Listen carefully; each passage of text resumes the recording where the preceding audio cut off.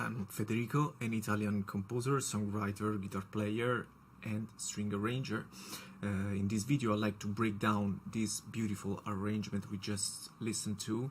It's the song Lovely by Billie Eilish and Khalid, which is part of 13 Reasons Why TV show soundtrack.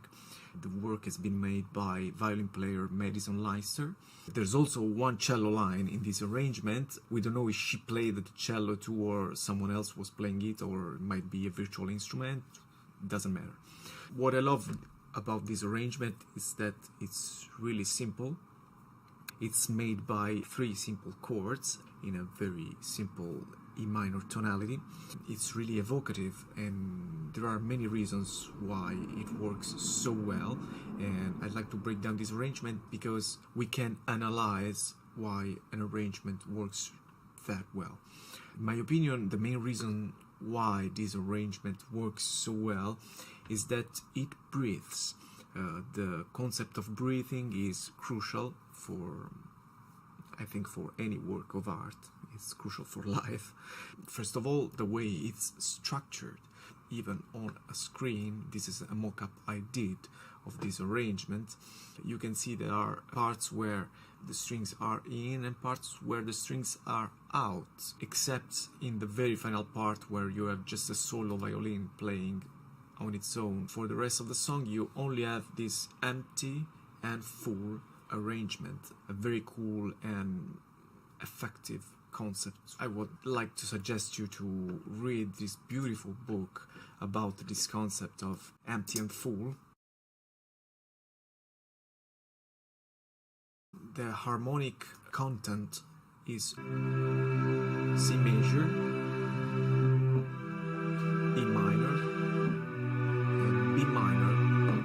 If you listen to it carefully, you can feel that in the introduction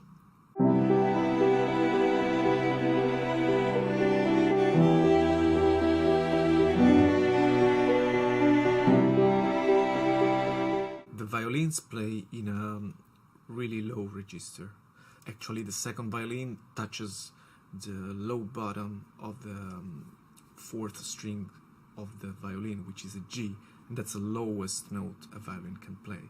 But if we go to the chorus, then you hear everything in a different way.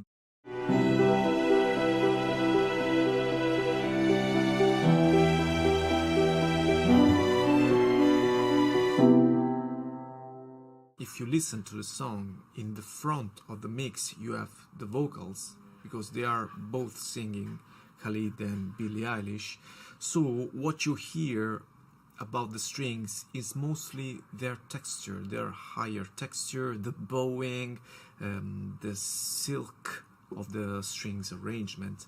You don't really hear what they are playing. They are playing basically the chordal notes with some passing tones. If you take, for example, the very beginning of this arrangement, it starts with this chord. Then you have this. These 2 notes are not part of the chord. These are passing tones that lead us to the next chord, which is an E minor. These lines actually are pretty much independent from each other, and this is the core concept of counterpoint. Whenever it comes to arranging strings or brasses, horns, whatever, we always have to keep in mind that these instruments can play one line. These are not pianos or keyboards, and so each line have to have a musical meaning. That's the best way we can write an arrangement. Each lines have to have its independent musical meaning. This is the definition of counterpoint. Another thing that I want you to focus on is the way this first violin goes to a unison with the second violin, because the second violin is playing this D while the other one is moving from F sharp to D. This is something that you have really to take care about, because this might create some pitching issues, because it's very hard for violin players if they are just two to tune each other on the same notes. Violin, it's not a perfect instrument, so the more violins you have, the less you have this issue. Another nice thing is this dissonance you have in this point of the arrangement.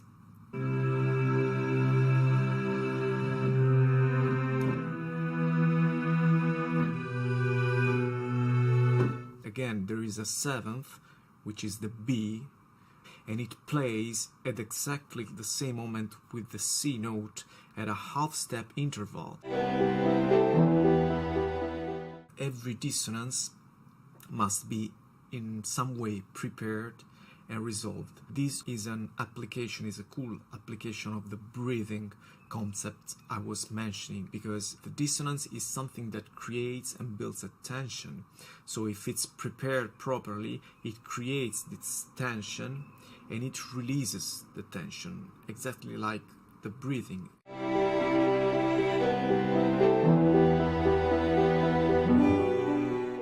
Another part of the arrangement is the second verse.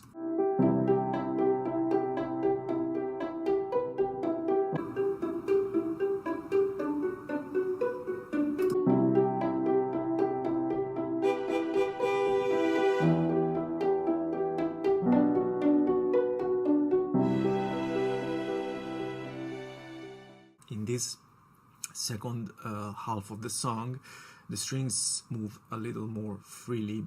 One of the violins is playing with the pizzicato technique, which is a really effective technique on violin, and it's doubling exactly what the piano is doing, while the other tracks are playing with the call and response technique, which means that they respond to the call of the voice. If you listen to the song, this part here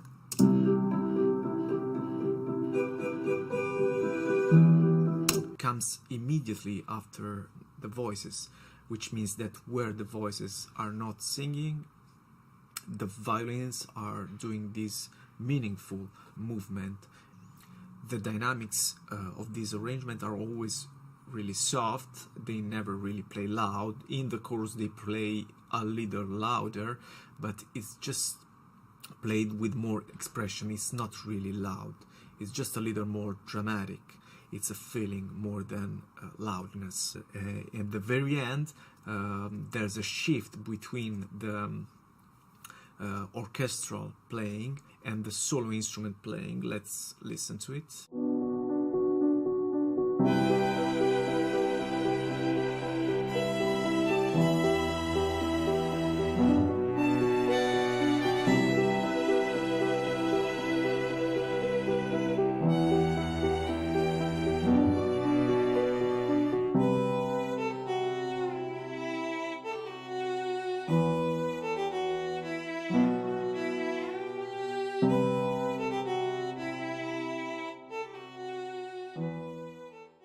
I'll break down again the basic concepts of this arrangement, which are the structure control, the texture, the dynamics. The techniques used in this arrangement are the wise use of dissonances in a breathing way, the passing tones, and the different kind of articulations of the violin playing, which are legato, pizzicato, and this beautiful difference we hear in the end of the arrangement between the orchestral playing and the solo violin, that creates a nice shift to drive us to the end of the song.